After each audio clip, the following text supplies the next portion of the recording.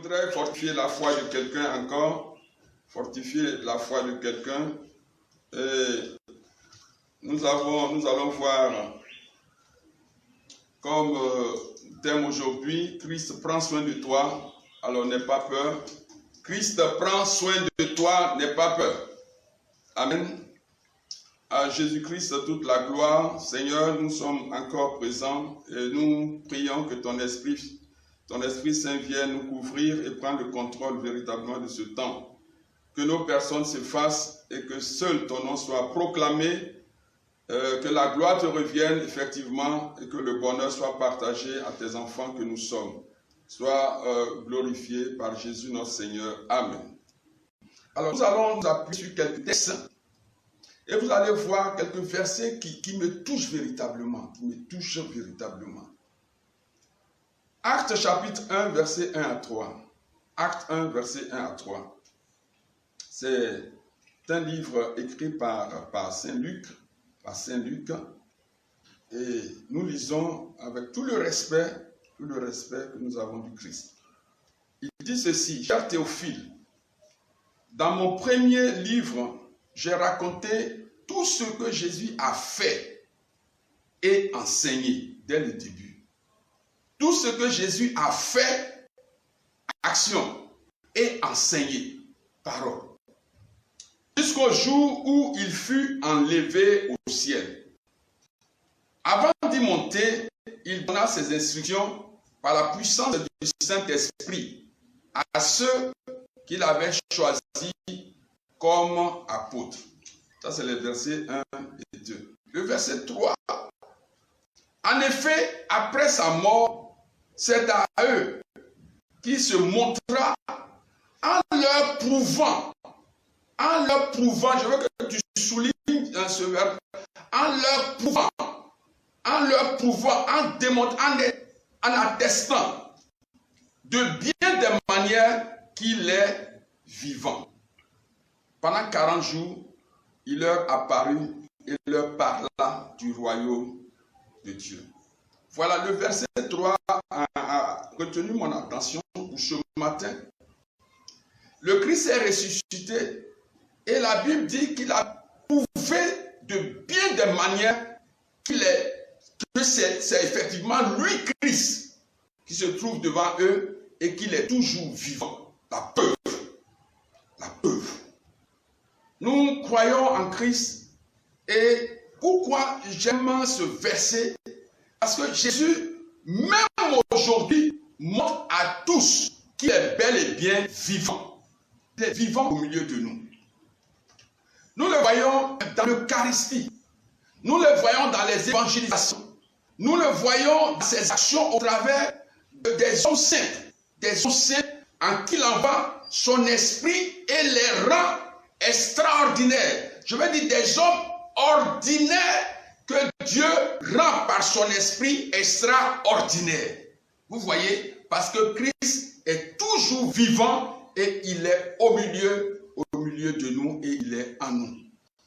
Je suis en train de fortifier la foi de quelqu'un. Nous traversons des moments très difficiles et vous allez voir dans ce texte, dans cette exhortation brève que nous allons voir, oui, que tu ne dois jamais baisser les bras. Tu ne dois jamais baisser les bras. Alors vous voyez, après donc sa mort, il a montré, il a prouvé, il a attesté qu'il est vivant. Vous souvenez ça?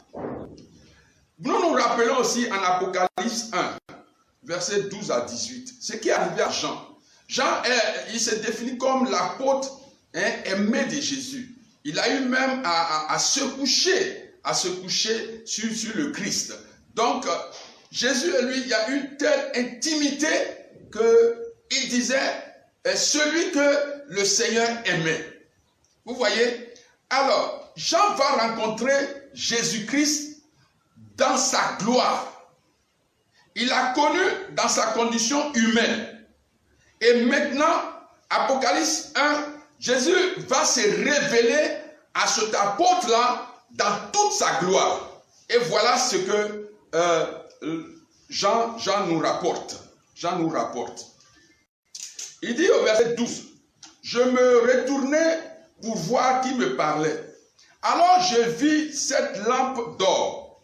Au milieu d'elle se tenait un être semblable à un homme.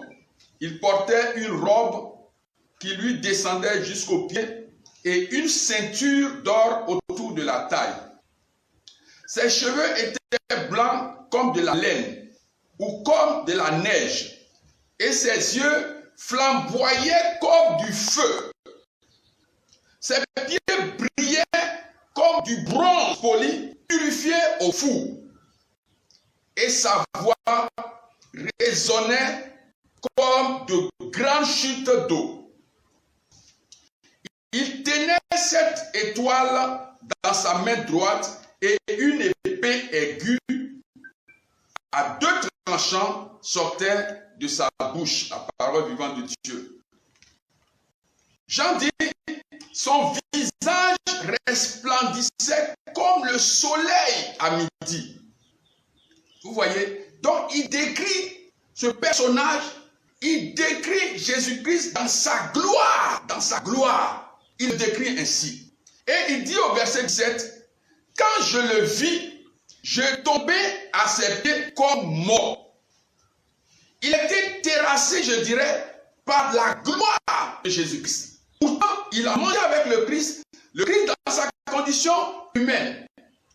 Et vous voyez, nous connaissons, nous avons reçu Jésus-Christ dans cet état glorieux. Comme Jean le décrit. Comme Jean le décrit. Il voit le Christ, il voit le Seigneur et il s'écroule à ses pieds. Que tout orgueil en toi se croule aux pieds de Jésus glorifié.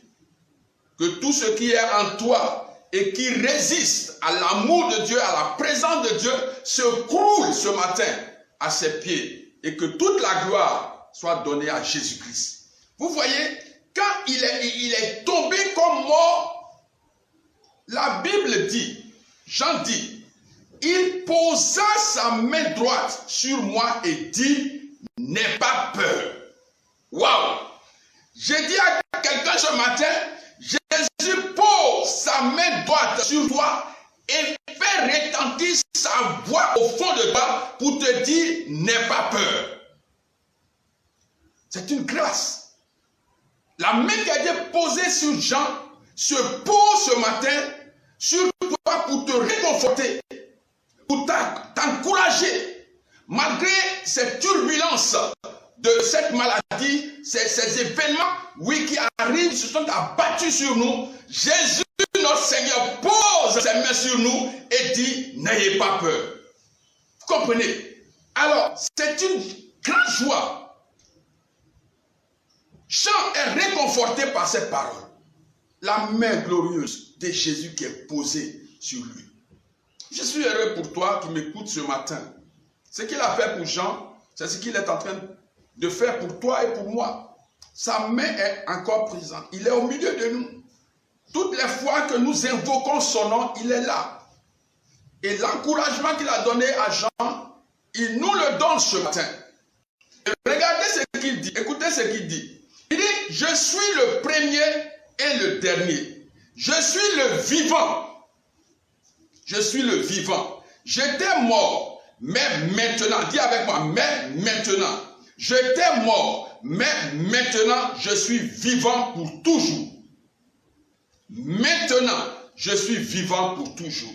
Il continue pour dire, je détiens le pouvoir sur la mort et le monde des morts. Celui que tu adores, c'est lui qui détient le pouvoir sur la mort. C'est pourquoi n'aie pas peur de la mort. N'aie pas peur de la mort. Celui qui gère, qui maîtrise la mort est en toi. N'aie pas peur de la mort. Il te rassure. C'est une parole puissante. C'est une parole de vie. C'est une parole, oui, qui doit te donner ce courage. Le courage de te tenir dans la foi en ce Jésus glorifié. Voyez-vous? Alors c'est des paroles fortes ce matin. Et je bénis le Seigneur. Pourquoi tes prières à Dieu par Jésus-Christ seront entendues par le ciel? Pourquoi? Regarde ce que la Bible nous dit. Tu retiens qu'il est vivant, il est toujours vivant. Il est vivant pour te bénir. Il est vivant pour solutionner tes problèmes.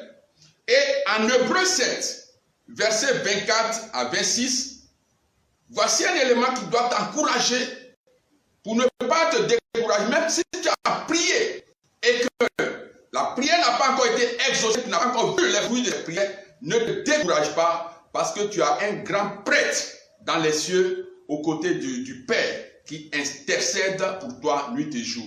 La Bible dit, Hébreux 7, versets 24 à 26, Jésus vit pour toujours et sa fonction de prêtre est perpétuelle.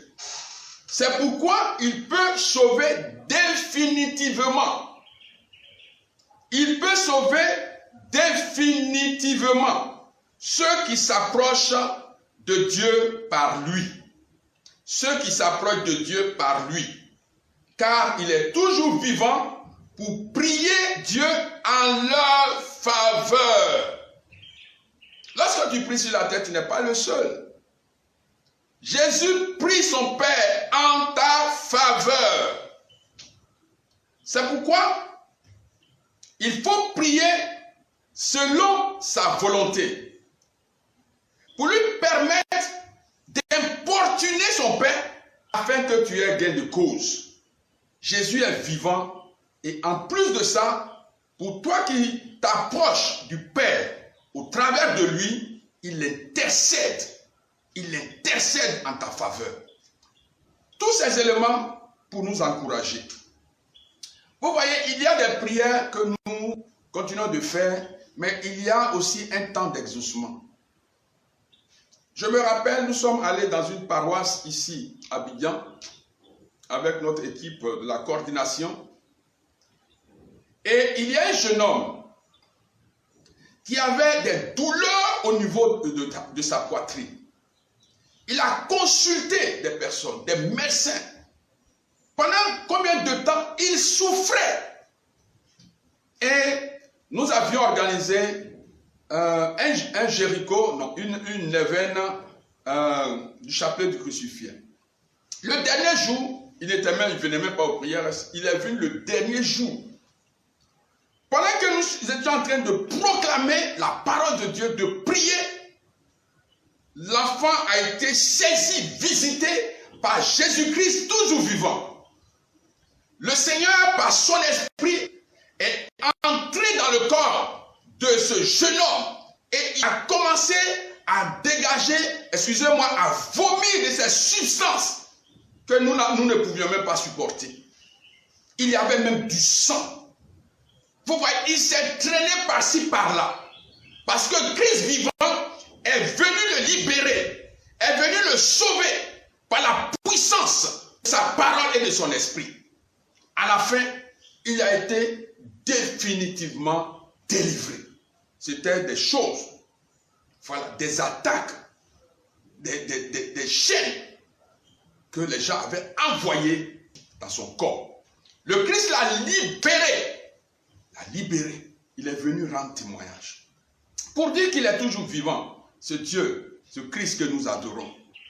Nous sommes allés à Angré, à la Palmeraie, justement à la Palmeraie, et nous étions en train de faire une évangélisation. Donc, pendant le temps de prière, comme ici, nous prions à la fin. Vous voyez, une dame qui disait ça dans son témoignage, qu'elle disait ça, elle revenait du travail et elle a senti qu'on l'a poignardée dans son dos. Et depuis lors, dès qu'elle arrive au travail, c'est des douleurs par-ci par-là. Elle ne peut pas respirer, elle suffoquait et elle souffrait ce train. Elle a visité les médecins pendant 3 ans. Dieu merci, pendant que nous étions en train de prier, le Seigneur a entendu nos humbles prières. Et la puissance de Dieu a fracassé, terrassé ce poison, oui, qui a été introduit dans le corps de la femme. La femme a été instantanément libérée par notre Seigneur Jésus-Christ. Pourquoi? parce qu'il est toujours vivant et il vient à notre secours. La Bible dit, c'est pourquoi il peut sauver définitivement. Il a sauvé cette femme dans ce cas d'attaque spirituelle. Jésus l'a sauvée. Vous comprenez? Aujourd'hui, toi qui m'écoutes, quelle que soit la situation que tu vis, le Seigneur que tu adores et que tu aimes tant est toujours vivant. Il prend soin de toi et il te dit, n'aie pas peur. Je viens pour te sauver. Je viens ce matin pour te libérer. Je viens ce matin pour solutionner ton problème.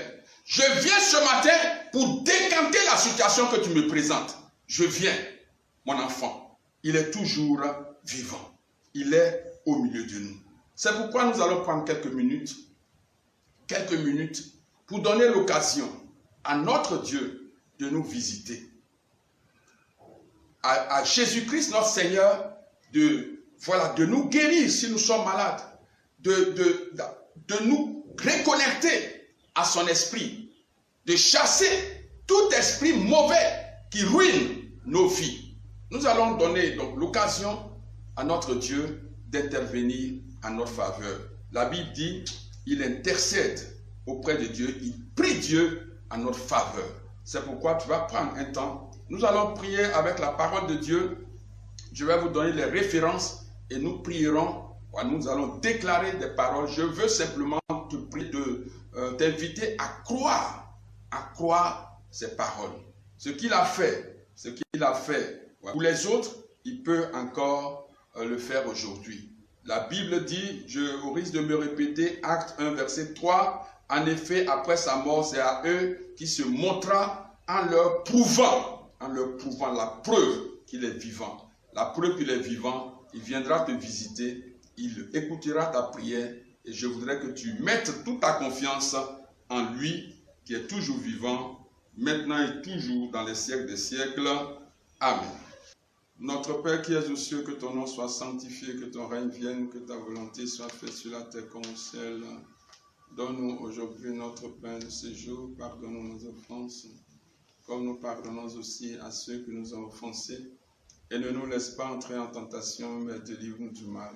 Car c'est à toi qu'appartiennent le règne, la puissance et la gloire pour les siècles des siècles. Amen. Nous prions maintenant. Nous prions. Lève-toi, prends position. Deutéronome 7, verset 15. Le Seigneur vous préservera de toute maladie. Il vous préservera de tous les terribles fléaux qui ont frappé l'Égypte. Il ne vous les infligera pas. Prie après moi. Dieu notre Père, nous venons à toi par Jésus-Christ, ton Fils bien-aimé, notre Seigneur et notre Sauveur, par qui toutes tes promesses sont oui. Selon 2 Corinthiens 1, verset 20. Sur la base de Deutéronome 7, verset 15, nous proclamons, Seigneur Dieu, que tu nous préserves, que nous sommes préservés de toutes les maladies. Nous sommes préservés de toute maladie. Nous sommes préservés de tous les terribles fléaux qui ont frappé l'Égypte. Seigneur, aucune maladie ne nous vaincra. Le coronavirus ne nous vaincra point au nom puissant de Jésus. Pourquoi? Parce que le Seigneur nous préserve de toutes les maladies. Étends donc ta main sur ma famille, sur nos familles, sur nos nations, sur tous ceux qui sont sous notre responsabilité. Seigneur Dieu, préserve-les de toute maladie, y compris le Covid-19, au nom de Jésus-Christ. Amen. Nous prions avec Deutéronome 8, verset 15 à 16. La Bible dit, Dieu vous a conduit à travers l'immense et redoutable désert, peuplé de serpents venimeux et de scorpions. Dans cette terre complètement aride, il a fait jaillir pour vous de l'eau du rocher le plus dur. Dans ce même désert, il vous a donné la manne, une nourriture inconnue de vos ancêtres. Il vous a fait rencontrer des difficultés pour vous mettre à l'épreuve, tout en vous préparant un avenir heureux. Amen. Nous prions avec Deutéronome 8, versets 15 et 16. Bien-aimé, le Seigneur est en train de dire une parole magnifique. Prie après moi. Seigneur, tu me conduis à travers l'immense et redoutable désert de la vie. Je rencontre certes des problèmes, éternel Dieu, des combats, des démons, des esprits méchants sur notre chemin. Mais la Bible dit que c'est ta main qui nous conduit. Et je me rassure dans cette protection. Dans cette vie où parfois nous rencontrons, éternel Dieu, des périodes arides, tu es toujours présent pour pourvoir à nos besoins. Seigneur, je proclame que malgré le désert que je peux traverser, malgré les attaques des uns et des autres, tu es toujours avec moi. Et je suis aussi avec toi pour triompher, Seigneur Dieu, de tout ce qui est désert, de tout ce qui est démon, de tout ce qui est esprit méchant, au nom puissant de Jésus. Seigneur, au moment où les choses semblent s'écrouler autour de moi, tu ouvres un nouveau chemin pour ma vie. Je te bénis, Seigneur Tout-Puissant, car il est impossible que tu m'abandonnes en plein désert, en pleine difficulté. Tu es fidèle, je le crois, et je m'accroche à toi, Seigneur, pour avancer avec toi. Béni sois-tu, Seigneur, béni sois-tu au nom de Jésus. La Bible dit, il vous a fait rencontrer des difficultés pour vous mettre à l'épreuve, tout en vous préservant un avenir heureux. Proclame, Seigneur, toutes les difficultés que je traverse aujourd'hui, toutes les situations éternelles tout-puissantes qui dépassent mes capacités, sont en réalité des opportunités qui me préparent à un avenir meilleur, à un jour de gloire éternelle, au triomphe, parce que tu es avec moi. Cela fait partie de ton plan et je rentre dans cette vision au nom de Jésus-Christ. Merci Seigneur. Gloire à toi qui conduit toutes choses, éternel Dieu, pour ceux qui t'aiment véritablement. Deutéronome 8, verset 17 à 18. Ne pensez jamais, la Bible dit ne pensez jamais, et c'est la voix du Seigneur, que vous avez atteint la prospérité par vous-même, par vos propres forces. Que vous avez atteint la prospérité. Vous savez, je veux dire à quelqu'un que le projet que tu as réussira. Le Seigneur dit que tu atteindras la prospérité, que tu connaîtras la prospérité, mais de faire attention, de ne jamais dire, de jamais te laisser conduire par l'orgueil pour dire que ce sont tes propres forces, ta compétence qui t'a conduit à ce succès. Proclame simplement que toute activité que tu mènes connaîtra du succès au nom de Jésus. Prie, proclame cela. Seigneur, je proclame sur la base de ce passage que toute activité que je mène, Seigneur Tout-Puissant, connaîtra du succès au nom puissant de Jésus. Je te prie de me protéger de tout orgueil, Seigneur Tout-Puissant, afin que, en toute humilité, je te donne gloire. Je te donne gloire, je te donne gloire au nom puissant de Jésus. Merci Seigneur. Que ton plan, éternel Dieu, la Bible dit au verset 18, il confirme ainsi aujourd'hui encore son alliance avec vous. L'alliance, une des clauses de l'alliance nouvelle est révélée par Jésus en Jean 10, verset 10. Il dit, je suis venu pour que mes brebis aient la vie et qu'elle ait en abondance. Tu vas proclamer que tu vivras l'abondance au nom de Jésus-Christ.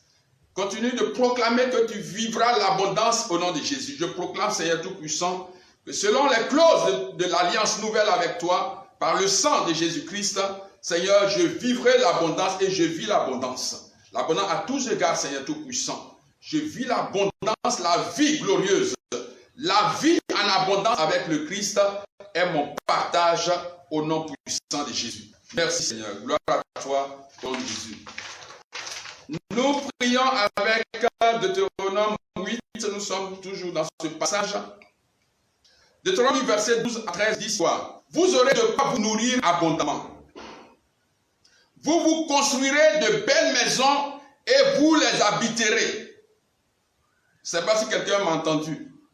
Vous posséderez davantage des bœufs, des moutons, de chèvres, davantage d'argent, d'or et de biens de toutes sortes. C'est-à-dire que vous aurez en abondance, selon vos besoins, des biens matériels, financiers, des biens divers. C'est la parole de Dieu qui dit ça. Alors tu vas proclamer simplement que ce que la Bible dit. Seigneur, sur la base de Deutéronome 8, versets 12 et 13, je vis dans l'abondance. Je ne de rien. Dieu pourvoit à tous mes besoins. Seigneur, tu pourvois à tous mes besoins. Même s'il y a famine autour de moi, tu pourvois à tous mes besoins. Tu prends soin de moi, Seigneur. Tu prends soin de moi.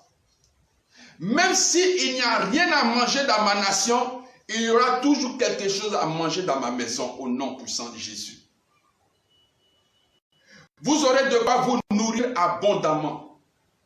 J'aurai donc de quoi me nourrir abondamment avec ma maison, avec mes frères et sœurs, avec mon quartier. Et je partagerai, Seigneur Dieu, cela avec tous ceux qui sont dans le besoin, au nom puissant de Jésus.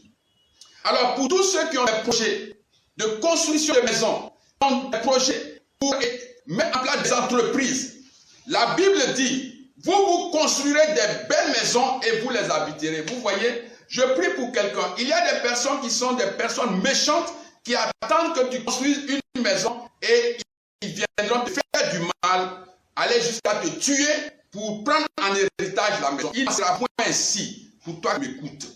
Tu construiras cette maison et tu l'habiteras au nom puissant de Jésus. Tu construiras cette maison et tu l'habiteras au nom de Jésus. Tu mettras en place cette entreprise et tu jouiras du fruit de cette entreprise, et toi et ta famille et tes enfants, jusqu'à la 1000e génération s'il le faut, au nom puissant de Jésus. Tu ne construiras point une maison, une entreprise pour qu'un autre vienne gérer à ta place. Tous ceux qui se lèveront contre toi, tous ceux qui chercheront à te détruire pour posséder tes biens, te crouleront à tes pieds au nom de Jésus-Christ. Au nom de Jésus-Christ. Je prie pour toi qui m'écoutes. Il dit, vous posséderez davantage de biens matériels, de biens financiers, de biens de diverses sortes. Je proclame, répète avant, je proclame, Seigneur, qu'il en sera ainsi sur la base de ta parole. Je ne connaîtrai pas, Seigneur Tout-Puissant, la mendicité. La mendicité. Seigneur, ce que je produis, ce que je mène comme action, produira, Seigneur Tout-Puissant, des revenus pour m'enrichir selon ta volonté. Au nom puissant de Jésus-Christ. Merci, Seigneur. Je ne manque pas de matériel, je ne manquerai pas d'argent. Seigneur, tout ce qui est nécessaire pour ma vie, je te remercie parce que je les possède maintenant au nom puissant de Jésus. Merci infiniment, Seigneur. Gloire à toi, honneur à toi. Amen. Nous allons encore prier le Seigneur selon, il nous reste juste une minute. Deutéronome 8, verset 14. Veillez alors à ne pas devenir orgueilleux au point d'oublier le Seigneur votre Dieu. Voilà. Dis au Seigneur d'éloigner de toi tout orgueil, tout esprit d'orgueil et de te remplir de l'esprit d'humilité. Seigneur, éloigne de moi tout esprit d'orgueil et remplis-moi de l'esprit d'humilité pour ta gloire et pour mon bonheur et le bonheur de l'humanité au nom puissant de Jésus. Merci Seigneur. Gloire à toi au nom de Jésus. Honneur à toi, Seigneur. Nous allons prier trois points rapidement.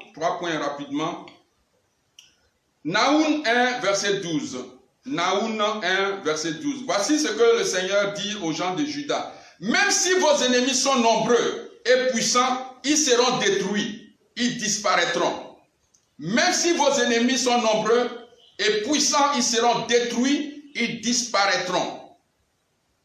Alors tu vas proclamer que tous ces virus qui sont répandus sur notre monde comme des sauterelles, la Bible dit qu'ils seront détruits, ils disparaîtront. Seigneur, nous proclamons sur la base de Naoum 1, verset 12, que tous ces virus qui envahissent ce monde pour détruire les êtres humains, Seigneur, quelle que soit leur puissance, nous proclamons qu'ils sont détruits et qu'ils disparaîtront au nom de Jésus-Christ.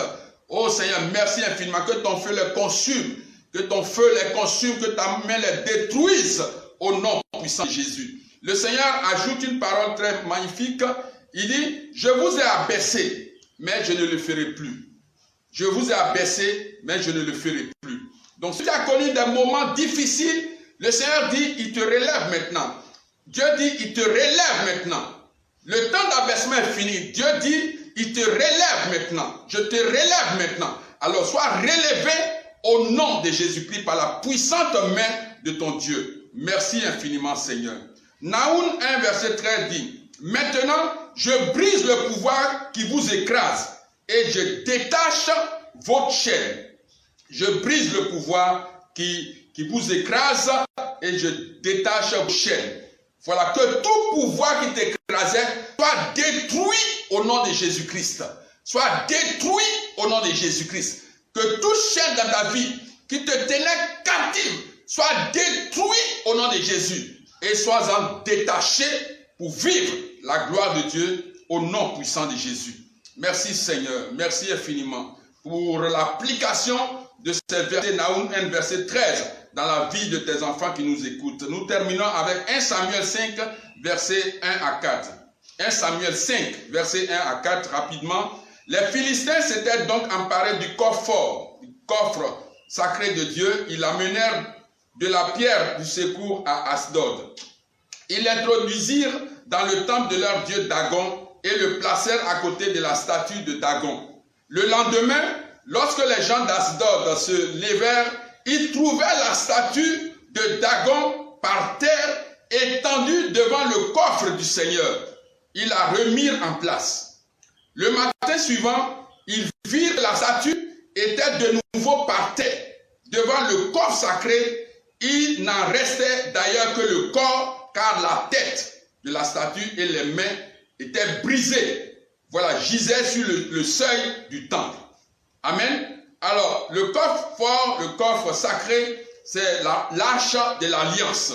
Cela symbolise la présence effective de Dieu au milieu de son peuple. Vous voyez, quand Dieu s'est introduit, l'Esprit de Dieu s'est introduit dans le temple de Dagon, Dagon s'est écroulé aux pieds du Seigneur. Je prophétise et je déclare sur ta vie, par la présence du Saint-Esprit qui est en toi, tout esprit qui vient des ténèbres et qui cherche à t'attaquer se croule comme la statue de Dagon. Se croule en ce matin.